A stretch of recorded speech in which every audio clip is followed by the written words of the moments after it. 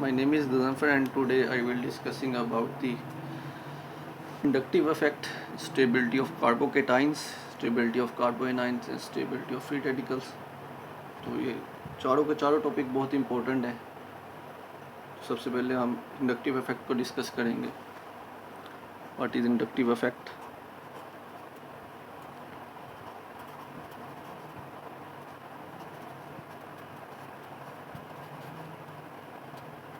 Inductive effect, the polarization of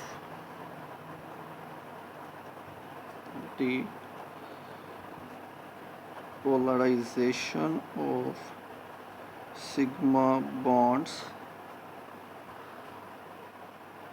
due to electron donating effect or electron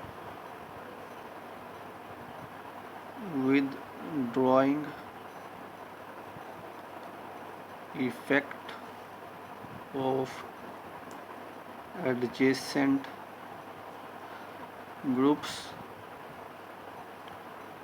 or atoms.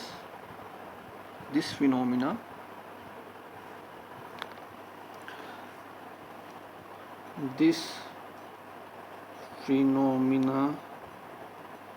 is called inductive effect. This phenomena is called inductive.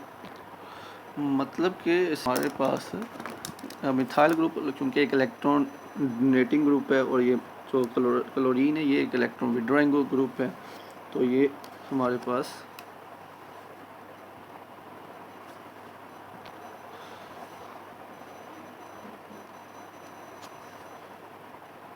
तो ये electron donating groups हैं। जैसे जैसे हम left से electron donating से electron withdrawing group की तरफ मूव करेंगे हमारे पास पोलराइजेबिलिटी में चेंज आएगा। तो ये अगर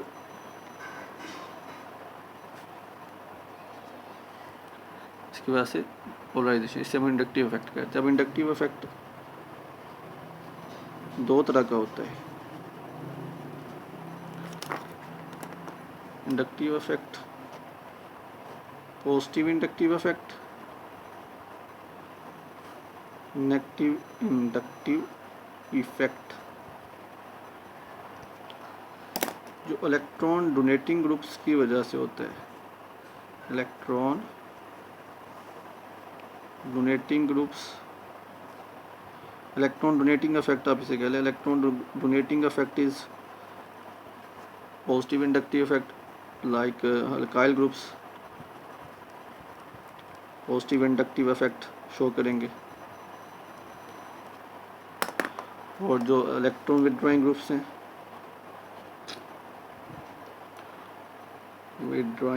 हैं, वो नेगेटिव इंडक्टिव इफेक्ट देंगे। स्टेबिलिटी ऑफ कार्बोकेटाइंस को हम डिस्कस करने लगे हैं। तो कार्बोकेटाइंस की स्टेबिलिटी इंक्रीज करती है with increase in the number of electron donating groups like alkyl groups. Stability of carbocations increases due to increase in electron donating groups, alkyl groups। जितने अल्काइल ग्रुप्स ज़्यादा attach होंगे उतना carbocation क्या होगा, stable होगा। As the number of alkyl groups increases, stability of carbocations increases due to electron donating effect of alkyl groups. Stability carbocations की increase करते हैं with increase in the number of electron donating groups like alkyl groups. तो हमारे पास tertiary carbocations सबसे ज़्यादा stable होते हैं, फिर secondary, then primary and then methyl carbocations.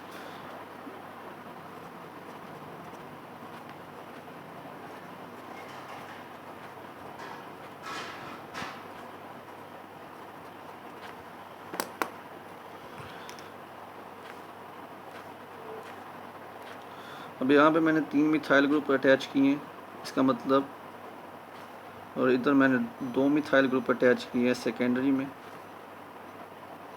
इधर 1 मिथाइल ग्रुप अटैच है, इधर कोई मिथाइल ग्रुप अटैच नहीं है। तो क्या होगा, ये भी इलेक्ट्रॉन डोनेटिंग इफेक्ट देगा, ये भी इलेक्ट्रॉन डोनेटिंग इफेक्ट देगा, ये भी इलेक्ट्रॉन डोनेट करेगा कार्बन को यहाँ पे भी। तो देखें यहाँ पे जो इलेक्ट्रॉन डोनेटिंग इफेक्ट है मिथाइल ग्रुप का, वो कार्बोकेटाइन की स्टेबिलिटी को इंक्रीज़ कर रहा है। तो यहाँ पे चूँकि 2 मिथाइल ग्रुप्स हैं, तो ये भी इलेक्ट्रॉन डेंसिटी को इंक्रीज़ तो करेंगे, लेकिन क्योंकि उसमें 3 मिथाइल ग्रुप है, उसमें ज़्यादा इलेक्ट्रॉन डेंसिटी इंक्रीज़ होगी। सिमिलरली यहाँ पे 1 मिथाइल ग्रुप है, तो इसकी स्टेबिलिटी इससे कम होगी। यहाँ पे सिर्फ 3 हाइड्रोजन से अटैच हैं, मिथाइल ग्रुप कोई भी नहीं है, इलेक्ट्रॉन डोनेटिंग ग्रुप नहीं है, तो इसकी स्टेबिलिटी इन सब से कम होगी। आई होप आपको कार्बोकेटाइंस की स्टेबिलिटी की समझ आ चुकी होगी। और स्टेबिलिटी ऑफ कार्बोनाइंस को डिस्कस करते हैं, तो ये उसके ऑपोजिट है कि जैसे जितने हमारे पास इलेक्ट्रॉन डोनेटिंग ग्रुप अटैच होंगे उतनी स्टेबिलिटी कम होगी। Stability of carbanions decreases, stability of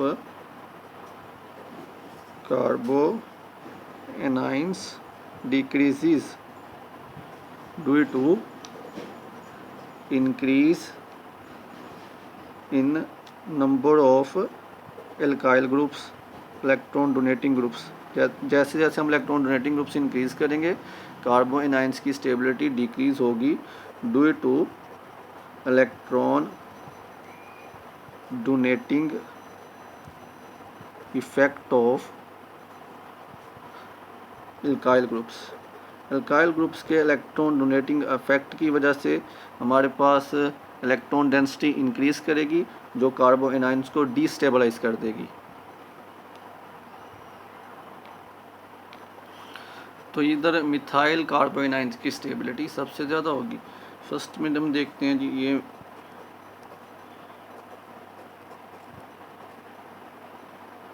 tertiary, secondary, then primary and then methyl.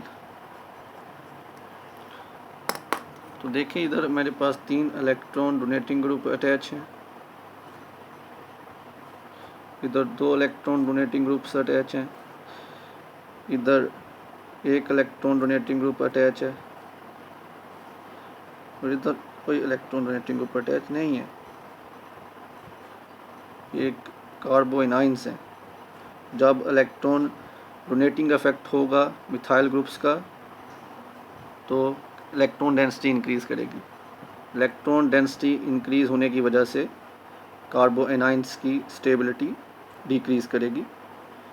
तो यही वजह है कि हमारे पास टर्शियरी कार्बोनाइंस सबसे लेस स्टेबल है, फिर secondary carbanions, then primary carbanions and methyl carbanions. तो मिथाइल कार्बोनाइंस सबसे ज़्यादा स्टेबल है। तो फ्री रेडिकल्स की जो स्टेबिलिटी है, ये हमारे पास जो कार्बोकेटाइंस की स्टेबिलिटी है उससे के सिमिलर है। मतलब जैसे जैसे हम number of alkyl groups increase करेंगे, number of electron donating group से इंक्रीज़ करेंगे, फ्री रेडिकल्स की स्टेबिलिटी इंक्रीज़ करेगी। तो stability of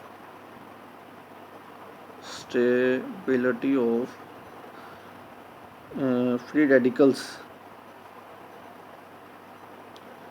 increases due to electron donating, due to increase in number of electron donating groups, due to increase in the number of the alkyl group। जितने alkyl groups ज़्यादा attach होंगे उतनी stability carbocation free radicals की ज़्यादा होगी।